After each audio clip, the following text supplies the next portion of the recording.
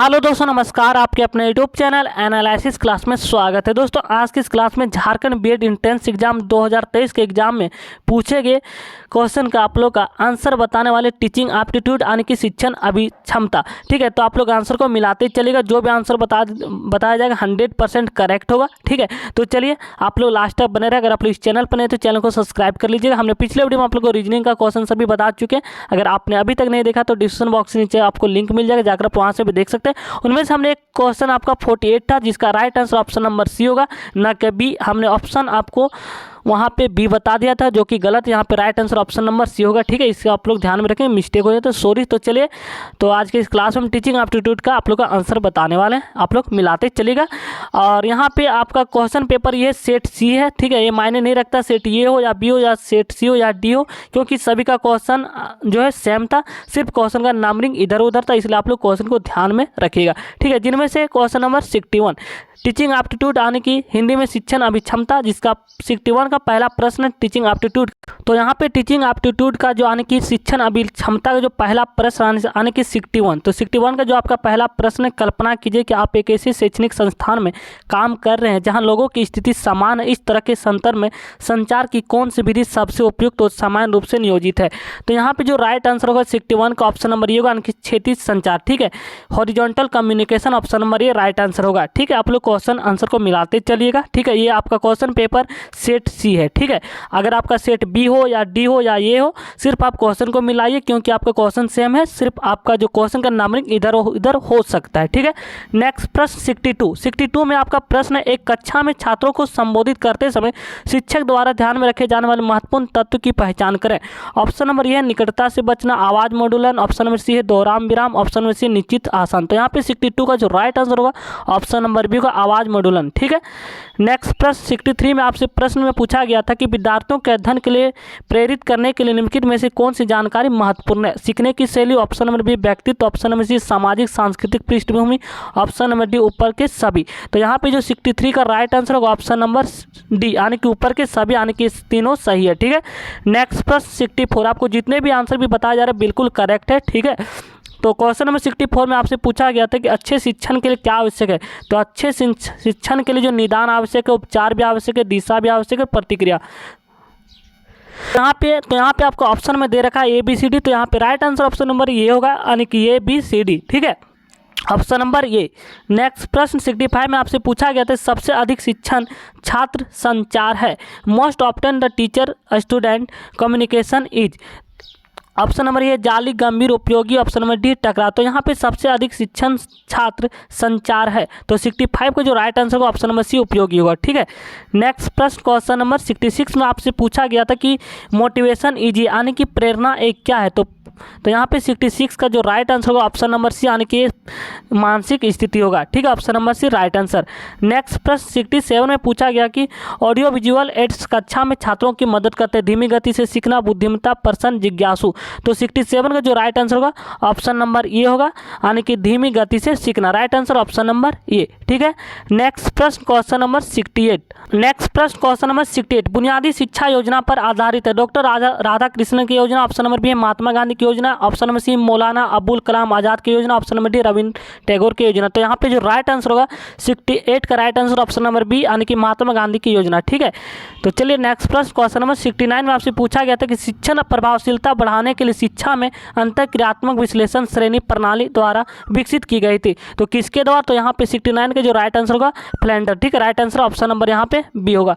Next प्रश्न question number 70 में पूछा गया NUEPA इज कंसर्न्ड विथ, यानी कि NUEPA जो है एक किसका संबंध किससे है। तो यहाँ पे जो 70 का right answer option number D होगा, शैक्षिक एकता। ठीक है, right answer option number D. Next प्रश्न क्वेश्चन नंबर 71 में आपसे पूछा गया था कि निम्नलिखित शिक्षण प्रक्रिया को कर्म में व्यवस्थित कीजिए। ठीक है, एक कर्म के रूप में व्यवस्थित करना, वर्तमान ज्ञान को पूर्व ज्ञान से जोड़ना। ऑप्शन नंबर बी है मूल्यांकन। ऑप्शन नंबर सी है फिर से पढ़ाना। ऑप्शन नंबर 4 है उद्देश्यों का निर्माण। 75 में है सामग्री की प्रस्तुति। इसको एक कर्म के रूप में सजाना है, जिसमें से 71 का यहाँ पे जो राइट आंसर होगा ऑप्शन नंबर डी। ठीक है, पहले 4 होगा, फिर 1 होगा, फिर 5 होगा, फिर 2 होगा, फिर 3। Right answer option number D. ठीक है, नेक्स्ट प्रश्न क्वेश्चन नंबर 72 में आपसे पूछा गया था शिक्षण के लिए गतिशील दृष्टिकोण का मतलब क्या है। ऑप्शन नंबर ए शिक्षण सशक्त और प्रभावी होना चाहिए। ऑप्शन नंबर बी शिक्षक ऊर्जावान और गतिशील होना चाहिए। ऑप्शन नंबर सी है शिक्षण के विषय स्थिर नहीं बल्कि गतिशील होना चाहिए। ऑप्शन नंबर डी छात्रों को गतिविधियों के माध्यम से सीखने की आवश्यकता होनी चाहिए। तो यहाँ पे 72 का right answer option number D होगा। ठीक है, छात्रों की गतिविधियों के माध्यम से सीखने की आवश्यकता होनी चाहिए। ठीक है, right answer option number D. 73 में आपसे पूछा गया था निम्नलिखित में से कौन सा अनुमानित सहायता से संबंधित नहीं है। तो यहाँ पे 73 का जो राइट आंसर आपका यहाँ पे होगा option number B black board. ठीक है, ऑप्शन नंबर बी यहाँ पे राइट आंसर। नेक्स्ट प्रश्न क्वेश्चन नंबर 74 का आपका प्रश्न निम्नलिखित में से किस विधि से विद्यार्थियों का सही मूल्यांकन संभव होता है। तो यहाँ पे आपका ऑप्शन दिया हुआ है पाठ्यक्रम के अंत में मूल्यांकन। ऑप्शन नंबर बी है मूल्यांकन वर्ष में 2 बार। ऑप्शन नंबर सी है निरंतर मूल्यांकन। ऑप्शन नंबर डी है निर्मात्मक मूल्यांकन। तो यहाँ पे 74 का right answer option number C होगा, निरंतर मूल्यांकन होनी चाहिए। ठीक है, नेक्स्ट प्रश्न क्वेश्चन नंबर 75 में आपसे पूछा गया था एक प्रभावी कक्षा वातावरण का सार है। ऑप्शन नंबर ये है शिक्षण सहायक सामग्री के 21। ऑप्शन नंबर बी है छात्र शिक्षक बातचीत। ऑप्शन नंबर सी है pin drop silence. Option number D है सख्त अनुशासन। तो आपका राइट आंसर यहाँ पे ऑप्शन नंबर डी तो होगा ही नहीं। तो यहाँ पे 75 का right answer option number B होगा, यानी कि छात्र शिक्षक बातचीत। ठीक है, नेक्स्ट प्रश्न क्वेश्चन नंबर 76 आप एक ऐसे शिक्षक से मिलते हैं जो मानता है कि छात्र स्वाभाविक रूप से जिज्ञासु होते हैं और सीखने की प्रोत्साहित करने का सबसे अच्छा तरीका स्वयं की खोज की प्रक्रिया के माध्यम से होता है। ऐसे छात्रों सीखने के लिए डैश को प्रोत्साहित करने की अत्यधिक संभावना है। तो यहाँ पे जो राइट आंसर होगा 76 का ऑप्शन नंबर डी, यानी कि आंतरिक प्रेरणा। ठीक है, यानी कि ऑप्शन नंबर डी आंतरिक प्रेरणा राइट आंसर होगा। नेक्स्ट प्रश्न 77 में आपसे पूछा गया है कि बच्चे सक्रिय रूप से दुनिया की अपनी समझ का निर्माण कर एक कथन जिसका श्रेय दिया जाता है। तो यहाँ पे जो 77 का राइट आंसर होगा, ठीक है, ऑप्शन नंबर सी पियाजे होगा। ठीक है, नेक्स्ट प्रश्न 78 में पूछा गया एक बच्चा खिलौने के तोड़ता है और उनके घटकों को पता लगाने के लिए उन्हें अलग करता है। तो आप क्या करेंगे। ऑप्शन नंबर ये बच्चे को खिलौने से कभी ना खेलने दें। ऑप्शन नंबर बी हमेशा कड़ी नजर रखें। ऑप्शन नंबर सी उनके जिज्ञासु स्वभाव को प्रोत्साहित करें और उनके ऊर्जा को दिशा दें। तो यहाँ पे जो 78 का राइट आंसर होगा सी नंबर होगा। ठीक है, आपका ऑप्शन सही पता चल रहा है कि उनके जिज्ञासु स्वभाव को प्रोत्साहित करें क्योंकि और उनकी ऊर्जा को दिशा दे। Right answer option number C. Next प्रश्न 79 में आपसे पूछा गया है 79 का प्रश्न है व्यक्ति अपनी गलतियों से सीखता है, यह कथन किस अधिगम सिद्धांत पर आधारित है। तो यह जो ट्रायल एंड एरर यानी कि ऑप्शन नंबर सी होगा राइट आंसर। ठीक है, यानी कि परीक्षण और त्रुटि विधि। नेक्स्ट प्रश्न 80 में पूछा गया है कि निम्नलिखित में से कौन सा शैक्षिक क्षेत्र में निर्मात्मक मूल्यांकन का उपकरण नहीं है।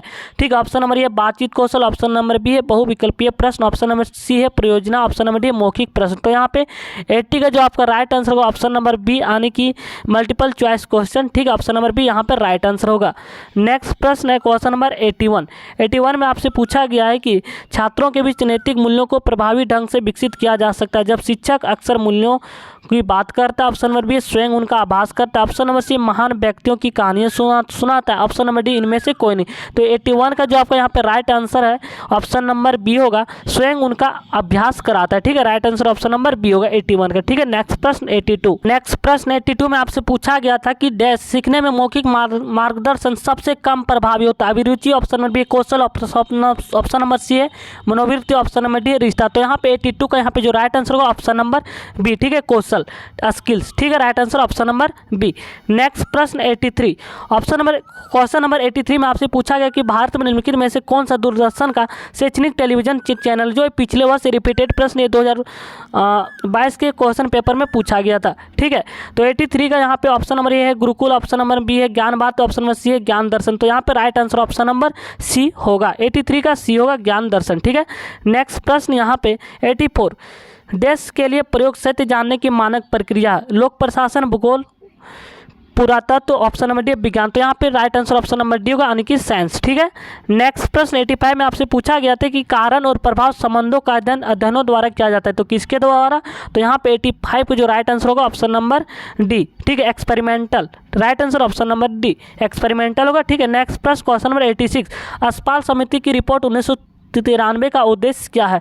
तो यहाँ पे ऑप्शन नंबर ए शिक्षा में ICT, ऑप्शन नंबर बी प्रशासन के माध्यम से सीखना, ऑप्शन नंबर सी बिना बोझ के सीखना, ऑप्शन नंबर डी उपयुक्त में से कोई नहीं। तो यहाँ पे जो 86 का right answer option number C होगा, बिना बोझ के सीखना। Right answer option number C, learning without burden. ठीक है, right answer option number C होगा। नेक्स्ट प्रश्न 87, प्रथम व्यवहारिक बुद्धि परीक्षण का आविष्कार डैश द्वारा किया गया था? किल के द्वारा, अल्फ्रेड बिनेट के द्वारा। तो राइट आंसर ऑप्शन नंबर यहाँ पे ये होगा 87 का। नेक्स्ट प्रश्न 88 में पूछा गया इनसाइट लर्निंग द्वारा प्रस्तावित किया गया था।